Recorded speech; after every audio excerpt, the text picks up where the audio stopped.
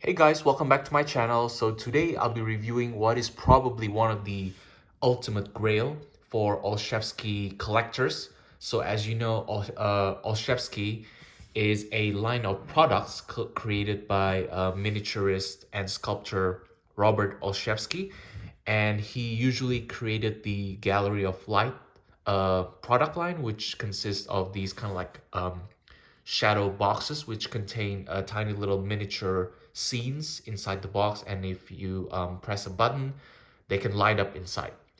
And this line right here is a line of his Disneyland Main Street miniatures, and they're all sold separately, and each building is sold separately in their own sort of like chunks right there. So this one right here, the Sleeping Beauty Castle, is probably one of the rarest, and I think the most expensive. One of the most expensive. I mean, there are more expensive ones out there, but this one is probably the one that is really, really sought after by collectors when they want to complete their Main Street Disneyland miniatures, because this is like the centerpiece of Disneyland. It's the most important building out of them all. And it took me a while to try to find this, and even then, this one right here is not complete. There are several pieces missing, but unfortunately, all the lights are still on, which is a good thing. It didn't come with a box either, so fortunately, I was able to drive and meet with the seller in person, so it didn't have to go through the perils of shipping. But in my opinion, this is really, really beautiful. The price tends to go up towards the high $1,000, and after receiving this in person, I was a bit disappointed, but not surprised at the small scale of this entire building, because of course the Sleeping Beauty Castle in actuality was pretty small compared to the other castles and in other Disneyland parks. Oh, well, of course, the reason for that is because when Walt Disney first created Disneyland back in 1955, he created what is more known as a smaller park, a small but intimate park.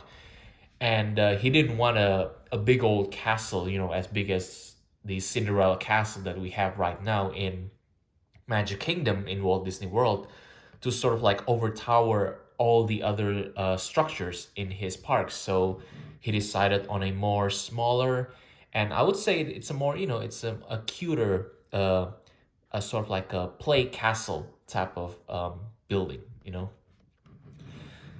And of course, in the early years of the park, this castle is pretty much just a huge park decoration, because there isn't anything going on inside the park, since the all the space inside the structure right here is pretty small, and I believe it only goes up. And I think people can only occupy the second story of the building. As you know, all these uh, higher towers right here are really, really small, and I don't think they can even contain more than like two people or something like that.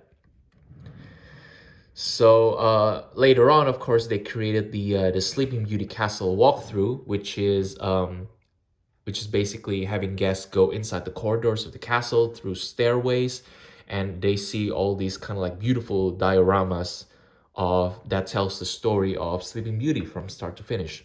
Fortunately, I was fortunate enough to be able to visit this castle recently, before COVID-19, and I was able to look inside the diorama inside the castle, and it is just a charming piece of attraction. Not a lot of people actually know about the attraction, because it is hidden from view. It is not that really that popular unless you're like a huge Disney parks fan, really. So going back to the Olszewski model right here, let's get started with the main courtyard right here. We have this symbol, sort of like the centerpiece, that kind of like shaped like a star, and also sort of like a compass that has the north, south, east, and west directions on it. And even there is an inscription right there that says, "When you wish upon a star, your dreams come true." And I just love that tiny little detail that Olszewski even added to this really, really, already small model. And of course, you have these sort of like flags that lined up the bridge heading to the castle. And on the side right here, you have two tiny little lampposts on the right and the left. And along the side, you have, this is what I love about Olszewski, is his sort of like mastery of interpreting foliage and sort of like trees into miniature form, because they are pretty abstract when you look at it up close, but once you look at it from afar, they really create the illusion that these are tiny little trees, and there are, they feel believable for some reason. That's one of my favorite things about Olszewski, is this sort of just like the way he creates all these strange, I wouldn't say strange, but really almost sculpturized version of a tree. But if you look at it from afar, it looks as if it looks like a real tree just surrounding the castle. And you have all these tiny little pathway right here, which actually leads towards the I believe Snow White's wishing well on the side right here, which is, unfortunately, that part is sold separately in another chunk piece, and that one is also quite expensive and hard to find.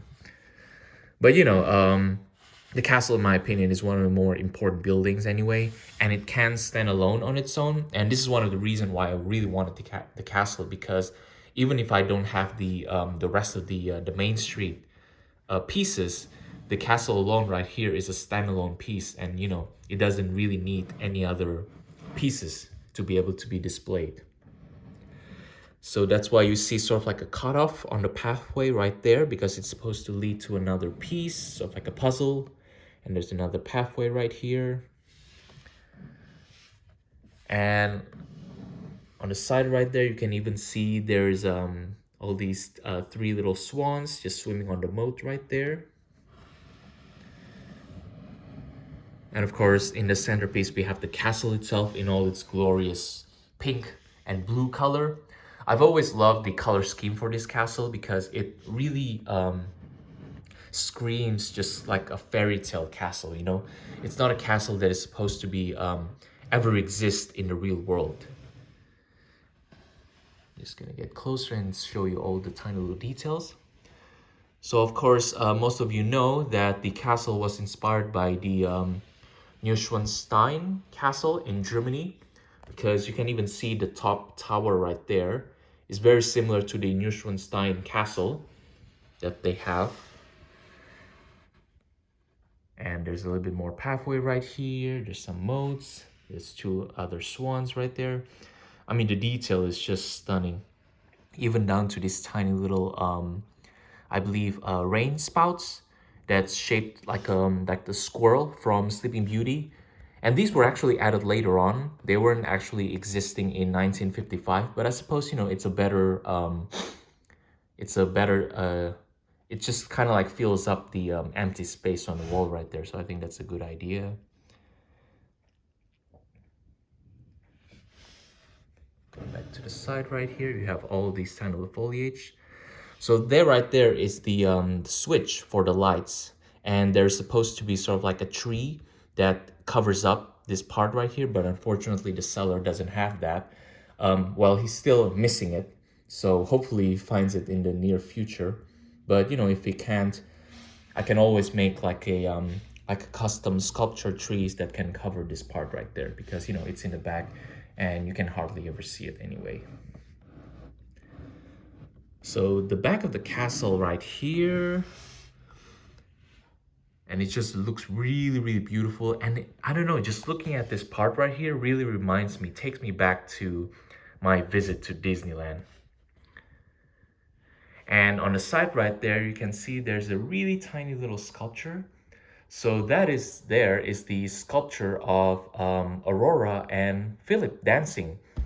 And I believe, yeah, they actually have that sculpture in Disneyland till now. And I believe either that door right there or this door, there's a tiny little door underneath this sort of like awning with the the pink um, sash right there. I believe that's the entrance to the walkthrough, the Sleeping Beauty Castle walkthrough, which not a lot of people know about because it's just so hidden from you. And people usually, when they cross this castle, their intention is just to go to Fantasyland and not actually explore the castle in itself. And on one of the towers right here, you can see we have a view of a miniaturized Aurora and Philip on one of the towers. And we see Philip as he's about to awaken Aurora from her sleeping curse. So this is the other piece that is missing. So there is supposed to be a roof that covers this whole scene up. It's not supposed to be sort of like just seen in plain view all the time. There's supposed to be a roof that covers them, but unfortunately the seller is missing that too. But you know, hopefully he can find it in the future, and hopefully I can get that roof piece and the tree piece that covers the switch in the future right there. But as of now, unfortunately, those two have to be, you know, just uncovered for now. I mean, they're not a huge deal, you know, they don't really ruin the sort of like the entire view of the castle. It's just, you know, I'm a bit of an OCD when it comes to collecting, and I'd like to have everything as complete as possible. So yeah, but it's not a really huge deal. So you have a couple more foliage right here, and a bit more roofs and towers. And as you can see from the top, what I love about Robert Olszewski is that he doesn't shy away from the reality of these buildings. So of course, these buildings are not really castles, you know, they're just kind of like show buildings, and they're not meant to be viewed from the top.